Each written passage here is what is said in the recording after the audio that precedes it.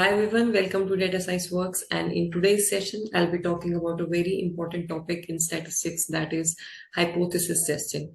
So using hypothesis testing you can solve many of your problems asked in your ML interviews, statistics interviews. So let's get started. So why we are using hypothesis testing? So this is a question. So for example, hypothesis testing has many applications in real life. Let me talk about it. So for example, in manufacturing or company, right? So while developing something, so they have their checks, quality control checks and production control before the final product is sent to the consumer. So they develop some hypothesis and they try to, follow up. And one more example, suppose, let me tell you one more example about, for example, a researcher has developed some kind of new medical treatment or new medical drug, and now he wants to check the efficiency of this one. So using hypothesis testing, so we can utilize this. So these are some of the applications in real world also. So let's get started into this. So in hypothesis testing, we have to focus on two main things. What are those?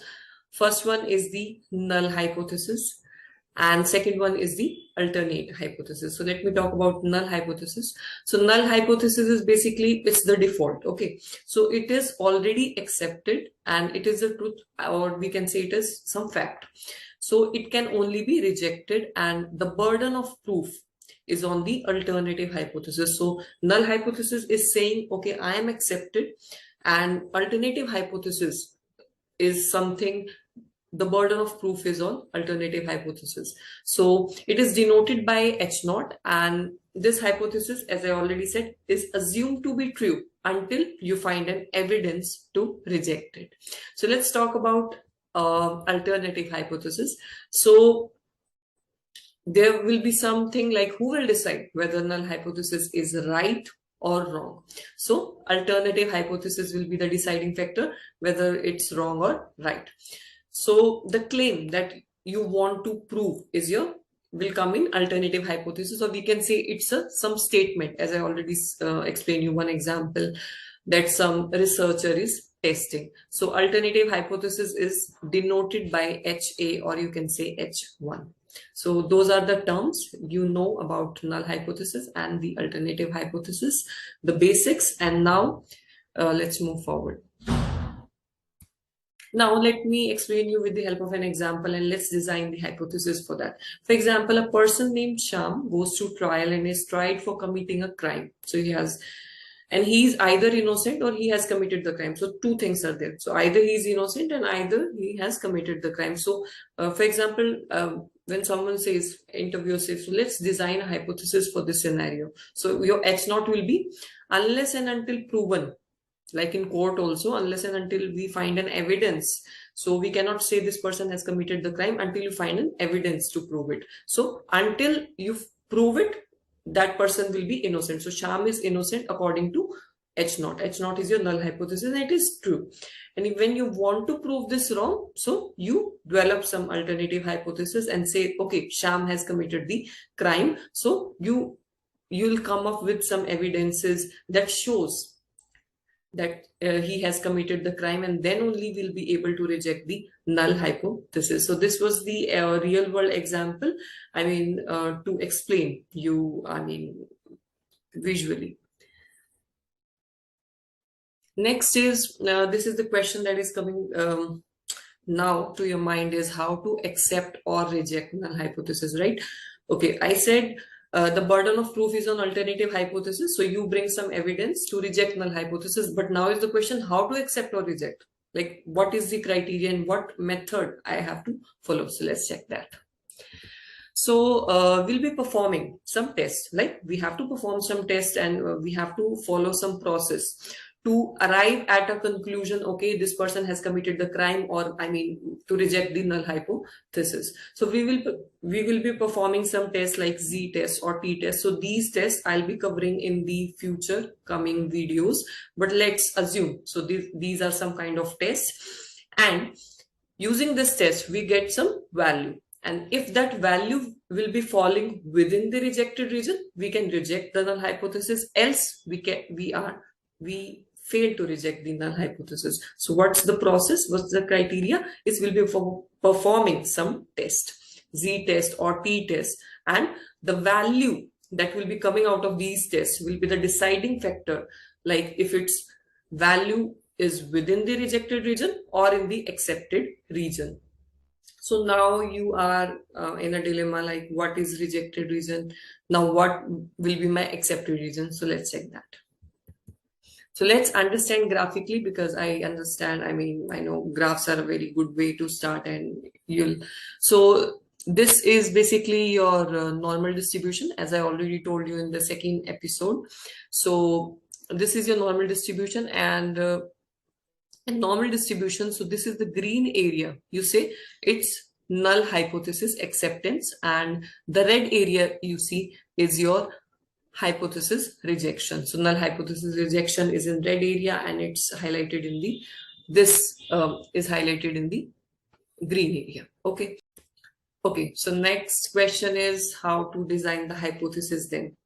So designing the hypothesis, I have developed 5 steps for you, and let's check step by step. So first one is we have to, I have created like initialize your goals, what you actually want to do. You want to do is you have to develop the null hypothesis. Next, you have to develop the alternative hypothesis. Okay, and what is the criteria for decision?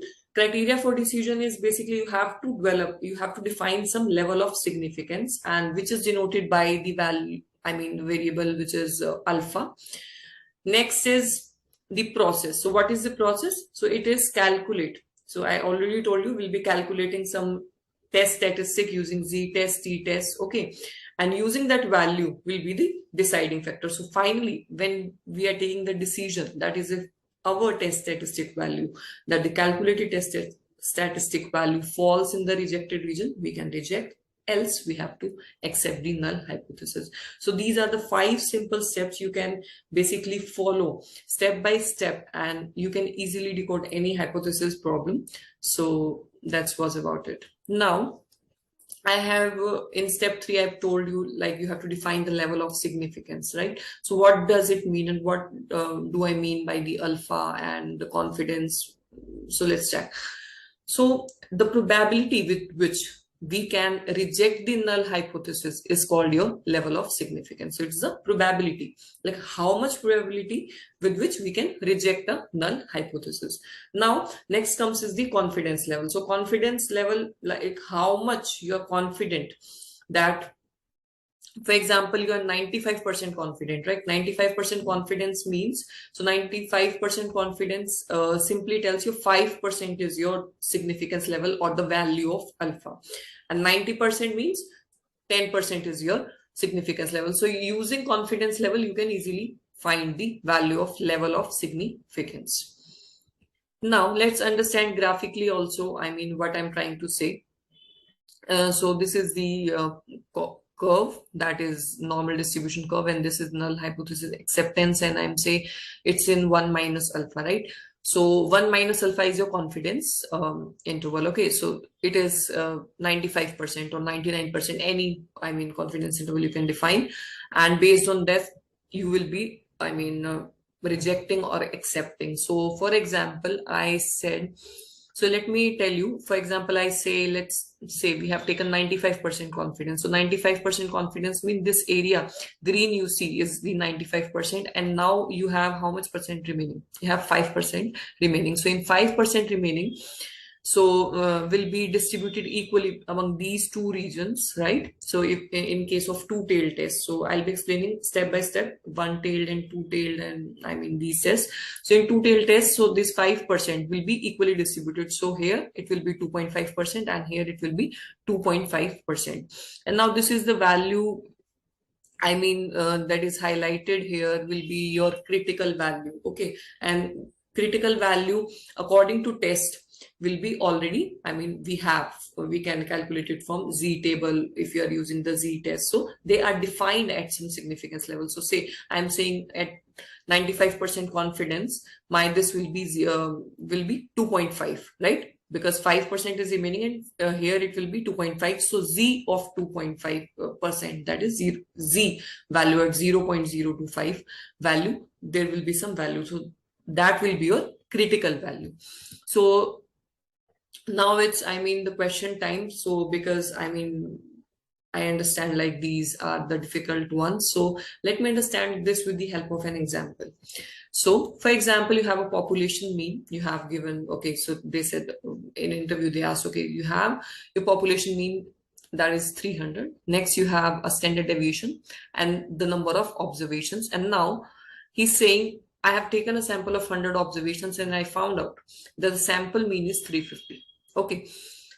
So now first step is we have to design our hypothesis. So what we are going to check is our population mean same as sample mean or not. Okay, so population mean is your 300 and sample mean is your 50. So I have to check my mu is 350 and alternative hypothesis is saying mu is not equal to 350. So you have taken based on the sample of your 100 observations. So you have developed the null and the alternative hypothesis. So when you see in the alternative hypothesis, there's a equal, not equal to, sign. So not equal to means it can be less than also, it can be greater than also. So what kind of test, you think it will be applicable here? So of course, we'll be applying the two-tailed test. So let me go back, and two-tailed test means here also possible, here also possible, because it's not equal. So it can be less than also or greater than also.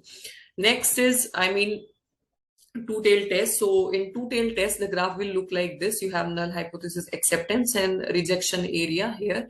So let's assume confidence is, 95% you are confident, and then alpha will be 5%. Okay, alpha is 5%. So 5% is 0.05. Now alpha by 2 on either sides, because both of them are possible. Why both of them are possible? Because your mu is not equal to. So not equal to means less than possible, greater than also possible. So 0.025 on the left and 0.025 on the right. Now what you have to check, we'll be performing some test. Okay, I already told you, we'll be performing some tests, Z test or T test. Using that calculated value, we'll be seeing whether that calculated value will be in this red region or green region. So for example, you calculate some value, and if it is falling within this green region, so we can say we cannot reject the null hypothesis. And if it is falling in either of these red regions, we can say what? We can say we can reject the null hypothesis. So, I have developed, a table for you, just for, tell you like it will look like this. But either we perform Z test or T test. Okay, so Z test, they have a separate table, so it will not be looking like this, but I have developed for you so that you can easily see the values and understand the concept. So if we perform say Z test, so Z value is defined in different significance levels. So we go to Z table. Okay, so I go to Z table. Okay, so at 0.05, or in the previous example, what was my Z? It was 0.025. For 0.025, what is my Z value? 1.96. So let me go back. So this value is, I say this is your critical value, and this value is plus 1.96, and this value will be your minus 1.96. How do you get it? From this table. So Z at 0.025 is defined to be 1.96, and we want it at 0.025. So we calculated. Now, if our calculated value is, greater than plus 1.96. So if it is greater than, that means, suppose it is 1.99, that means it is falling here, because 1.96 is this and 1.99 here will be here. So I can say I can reject the null hypothesis. If it is less than, say it is 1.50, so it will be here. So I cannot reject the null hypothesis, and this will be the value minus 1.96. So if it's greater than plus 1.96, that means the right region, go to right region. And if it is less than minus 1.6, that means go to left region. And that way we can accept or reject. So it's very simple. What you have to do, you have to draw this graph, and based on that, you have to tell like what is your null hypothesis rejection area or your acceptance area. In this kind of two-tailed test, we have two regions, one on left and one on right. Why? Because your mu is not equal to. So not equal to means it is less than possible, greater than also possible. Next, define check the critical value at your confidence level. So confidence level was my 95%. Okay, 95% means 5%. Remaining 5% you have to distribute on either side. That is 2.5% and 2.5. Now check the value at z at 2.5%. That is plus 1.96, this is the value, minus 1.96, this is the value. And using the test, we can easily calculate the value. And if that calculated value is falling within red region, we can reject the null hypothesis. And if it is falling within the green region, that means we cannot reject null hypothesis and we have to accept it. So that's about two-tailed test. So, I mean, this was the slide, I mean, that contains most of your information, and using this slide, you can easily decode what I have already told you. I hope, I mean, it's clear.